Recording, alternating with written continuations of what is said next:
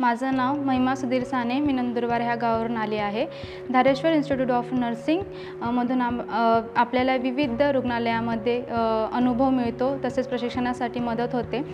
Nursing प्रशिक्षण हे government आणि प्रायव्हेट हॉस्पिटलमध्ये केले जाते. ते जसे की Kamala Nehru KM hospital, mental hospital आणि कम्युनिटी पोस्टिंग आम्हाला खडकवासला अंबिलोडा ह्या ठिकाणी होते. थेरॉटिकल नॉलेजसोबत आम्हाला प्रॅक्टिकलचा अनुभव मिळतो. तसेच आम्हाला खूप काही ह्याबद्दल माहिती पडलं आणि आमचा कॉन्फिडन्स निर्माण झाला आणि संस्था आम्हाला 100% वेगवेगळ्या रुग्णालयामध्ये नोकरीची संधी उपलब्ध करून देतात.